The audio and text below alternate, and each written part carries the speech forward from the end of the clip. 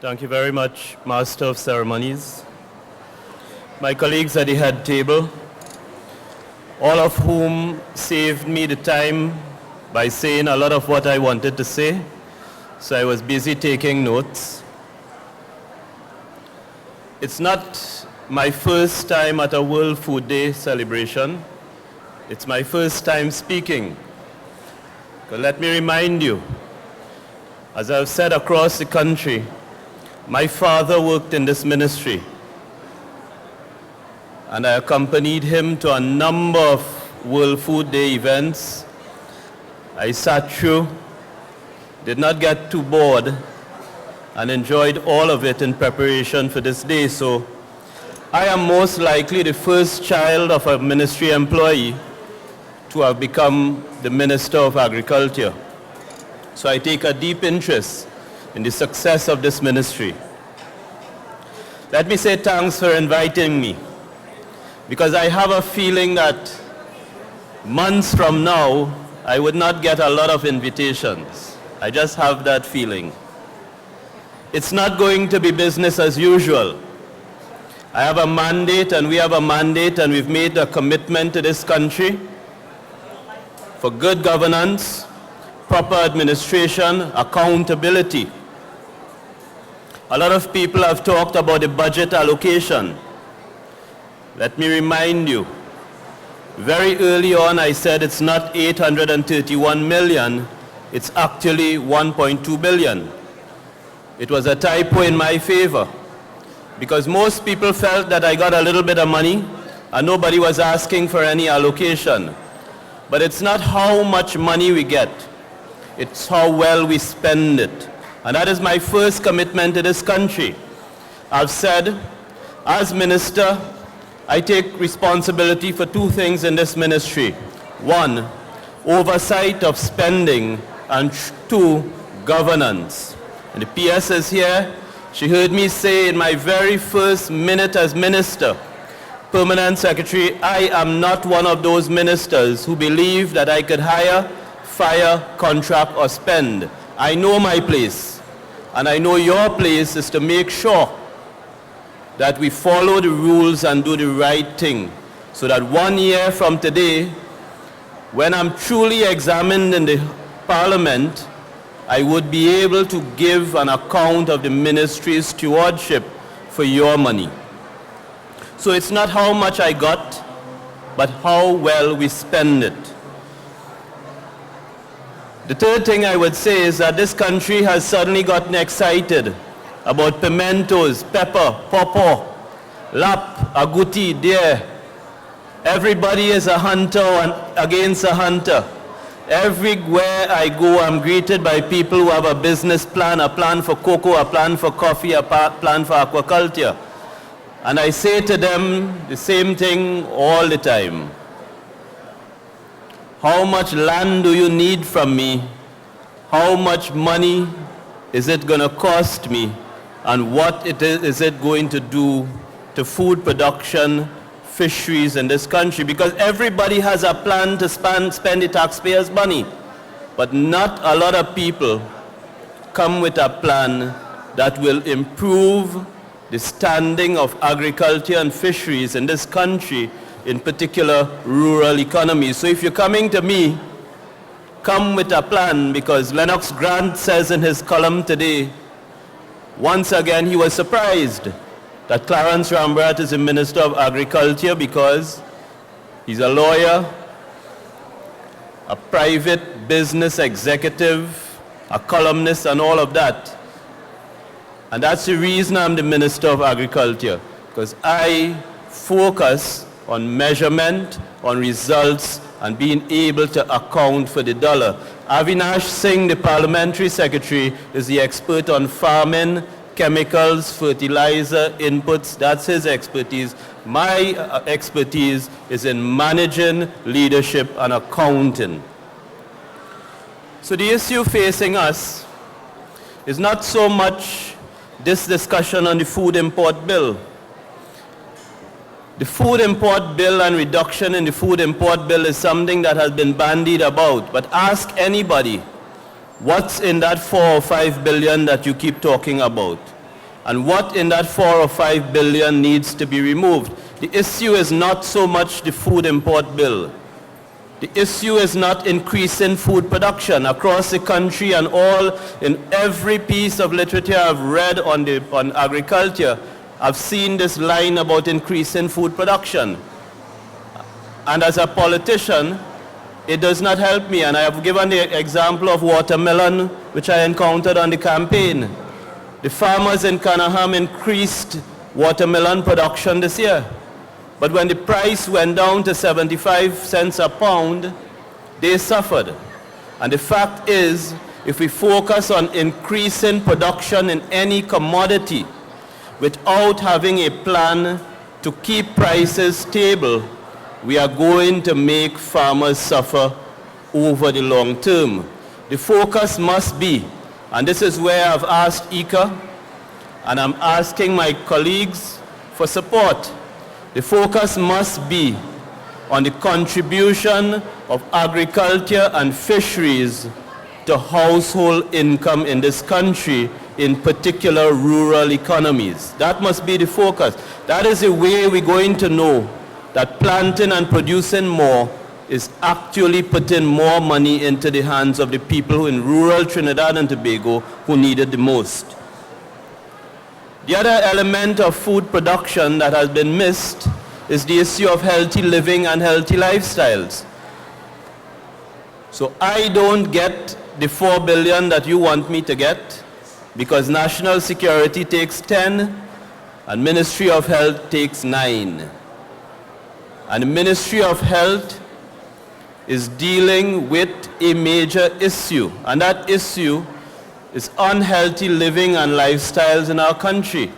And the fact is that unless we radically change eating, living, and lifestyle habits, that 9 billion is going to turn into 10 billion next year, and my 1.2 will rarely get to 831 million. So that I have said to the ministry and I've said to the country, I want you to look at this ministry as being a healthy living, healthy lifestyle ministry. And there are numerous reports which have been ignored. As a columnist, I wrote extensively on a PAHO report from 2011, which talked about this crisis in living in Trinidad. Not only unhealthy eating, lack of exercise in young people, lack of interest in the population. You saw the debate on doubles. The most debated issue in this country was on one of the most unhealthy products in this country that all of us enjoy consuming. And nobody talked about how could we switch to a more healthy breakfast in this country. And I see my friend Ana Montudo is here. She's featured in today's Guardian, and that is her area of expertise. It is not really mine. Throughout the election campaign, I talked about my own struggle. Campaigning in Mayaro and being fed breadfruit and pilau and a range of food, midnight and mid-morning and midday, that was not healthy. So I understand it as much as everybody else in this country. So the focus of the ministry has to be on growing incomes, promoting healthy living, and promoting healthy lifestyle in this country. So what is the plan? You'd hear me say in the Senate on Tuesday that in this first year the ministry will focus on 3 things that have nothing to do with increasing production in cocoa, that has nothing to do in increasing production in any commodity. Is it 5 weeks? PS, I know it feels like 5 years, but I think in the 5 weeks Parliamentary Secretary Singh and I have been in the ministry, we have identified the 3 most important things we must do for the ministry in the first year. The first is structure. On the platform, and as Minister I've said across the country, you cannot imagine the difficulties faced by having agriculture in one ministry and land in another ministry fisheries down the road, and forestry somewhere else. And the very first line of the PNM policy on agriculture says, we will recreate the ministry in a structure that allows farmers and fisherfolk and all those involved in the sectors that matter to us one happy house with a ministry that can deal with everything they require us to deal with. So that's the first issue of structure. And dealing with the issue of structure, of course, comes with its challenges. You have 2.5 ministries. You have lands with its own HR department. You have lands with its own communication, with its own accounting, with its own legal. You have the form of food production with those things. You have forestry with its own bureaucracy, its own structure. And in each ministry, as I may or may not outline in the Senate, we have a lot of floaters. We encountered people on short-term contracts, many of them not qualified to work in a ministry that requires technical and specialist support. And I have a responsibility to this country, and that is why the Permanent Secretary advised me that when short-term contracts came to an end at the end of September, the responsible thing to do was to make sure that we review the staffing requirements in lands, fisheries, agriculture, and forestry before we rehire or hire one more person into that ministry. And that's the commitment we gave to this country. In fact, you will see jobs being advertised very soon, and those jobs would be for qualified technical staff who can put this ministry in a forward motion, and that's the commitment we have given. But it's not just the structure of the ministry. Within the ministry, I've said it across the country since then. On the first week when I asked to meet with senior staff, I met with a house full of people. Many people. Many PowerPoint presentations. Days upon days of presentations. And no minister of government sitting in a meeting to advance the cause of his or her ministry should sit with more than 8 to 10 qualified, knowledgeable technical staff. Nobody, not one person in 5 weeks could set me right on the future of honey in this country. Not one person could give me a clear direction on cocoa. I've talked about the multiplicity of cocoa enterprises in this country. Every day I get a new chocolate bar. Every day I get a piece of cocoa to grate. Yesterday I was in the green market in Santa Cruz. Lots and lots of cocoa. But what about the cocoa that is fermenting in Frederick Settlement after the collapse and destruction of the Cocoa Industry Board and the appointment of the Cocoa Development Board? Nobody has a plan to consolidate, integrate, create economies of scale, and put cocoa on a future that is sustainable.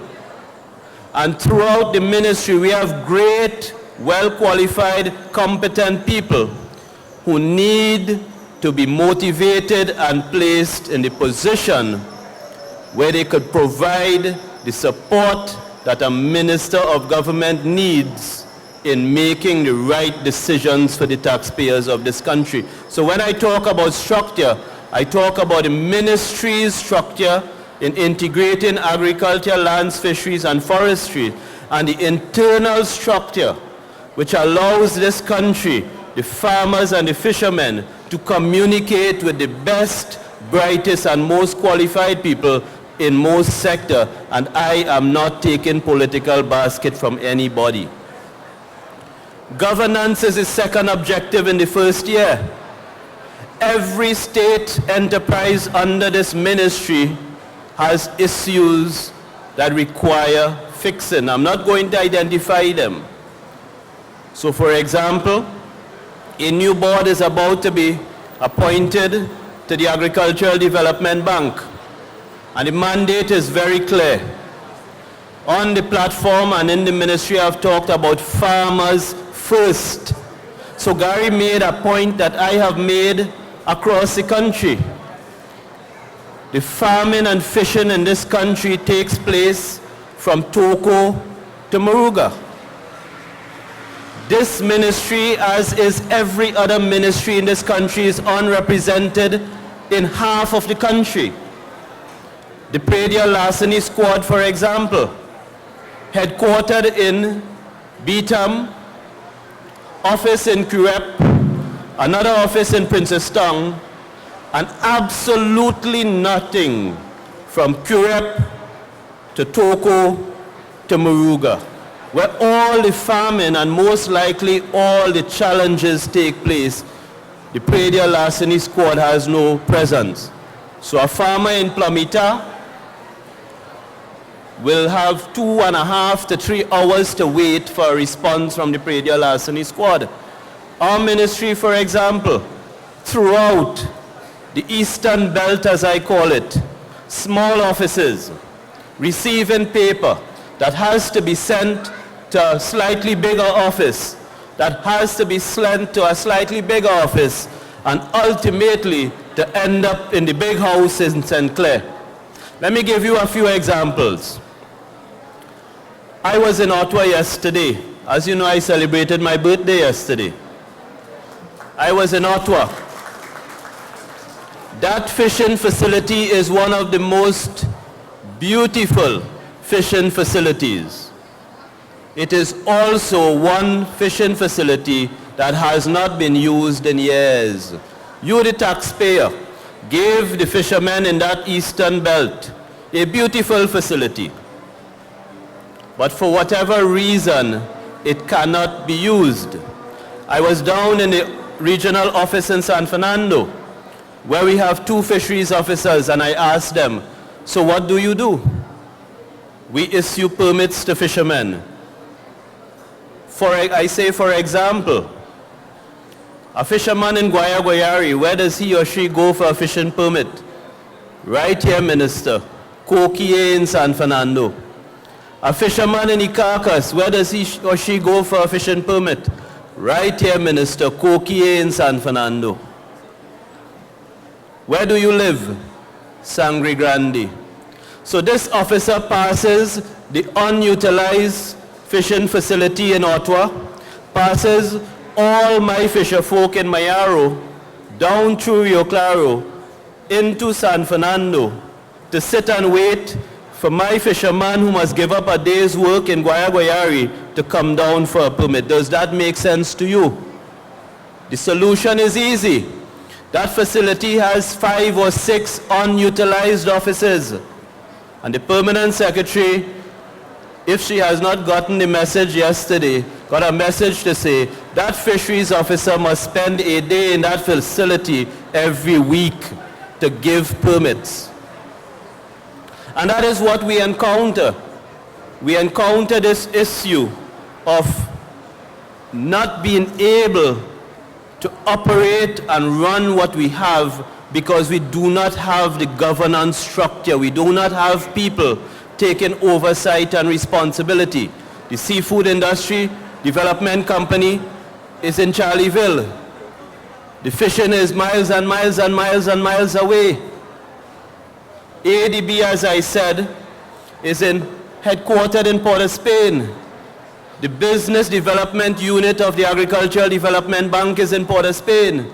And the people in need of business development support are in the Eastern Belt, right down to Icacos, through no fault of any employee of ADB. The CEO of ADB leaves Tableland, one of the most prolific farming areas in this country, and drives to Henry Street in Port of Spain every day to do the farmer's work. And governance, a board that understands the philosophy of the government, and in particular, the concerns of the minister, must address those issues. And one of the first mandate the new ADB board receives is to create a business development center in central Trinidad So when I get those proposals from farmers and fisherfolk, I know where to send it.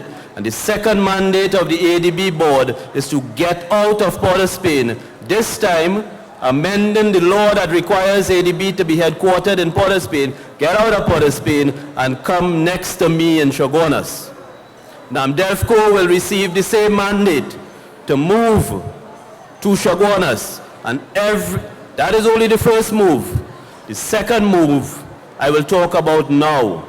The third issue in this first year is to deal with the people issues. I'm on record for a long time in this country on talking about the length of time people spend in traffic. I have not driven a car since 2007. And that is only because, as is well known, I worked outside of Trinidad before my return to politics. But during the period when I was out of Trinidad, I had no reason to drive. And since my return, I would not be allowed to drive. We have in this ministry to take our employees off the road. We cannot have people coming from Faizabad to put in a day work in Port of Spain when the issues they're dealing with relate to people down in Faizabad and Southwest. So we are not only moving St. Clair to Chaguanas, we are moving employees of the ministry into the rural areas, rebuilding where we need to, fixing where we need to, expanding where we need every rural office of this ministry so that those employees could work close to where they live and could provide the services to the people for whom we are responsible. My obligation and duty is to provide for the farmers, and I must make sure that they are supported. But at the same time, I have an obligation to the employees of this ministry to ensure that they have a happy family life, that they don't have to drag their children half-dressed into a vehicle to drive and go through traffic and all of that to get to Port of Spain, to get to San Fernando, and to spend long productive hours in vehicles when they could work close to home and provide for those who need our services. So the plan for the first year, structure of the ministry, governance, and every state enterprise and agency under my watch will behave itself. I will not leave those boards unattended. I am on record as a columnist writing about good governance. And the boards and the agencies that operate under this ministry will behave themselves, and I have a responsibility to taxpayers to make sure. You've heard me quoted about the Agricultural Society. I am not a happy minister. The Agricultural Society is a statutory body. It is accountable for taxpayers. You heard us say in Parliament on Friday that the Agricultural Society was given more this year because it was starved for funds the year before. But I've also said to the Agricultural Society, you will not be put in control of taxpayers' funds until you show the discipline to manage it. I have written to Taba. I am on record as supporting a specialized agro-processing entity in this country. But Taba has been saying to me, we are a private organization. And I have said to them, I remember more than 100 million of taxpayers' money going into Taba. And I want to know where my money is. So again, we have to be accountable. And I will report to this country on every state agency once I have the true picture. And I will get the true picture before December 31st, 2015. And then you will hear me on that. So I close by saying that we need all hands on deck. This is a heavily watched ministry. I am a heavily observed minister.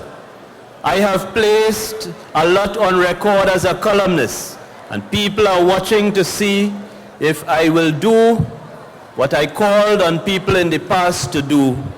People are watching to see if this ministry could change history and once in its life move from talk to action, and if this ministry could make farming and fishing and forestry sustainable activities to the people who rely on it. And I am committed to do what we say we will do. Enough has been written, enough has been studied, enough has been promised, and it is time to act.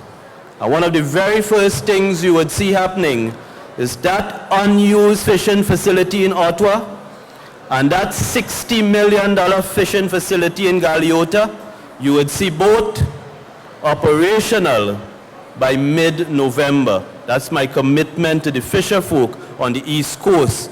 You will see that Praedia Larceny squad behaving and operating under the police service. I do not want a police squad in this ministry.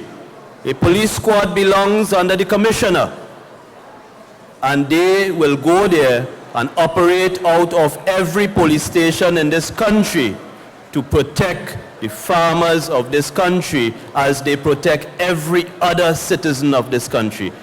All I say is all hands on deck, observe very carefully. We are closely watched, and we have to do what we say we will do. Thank you very much. Congratulations on World Food Day.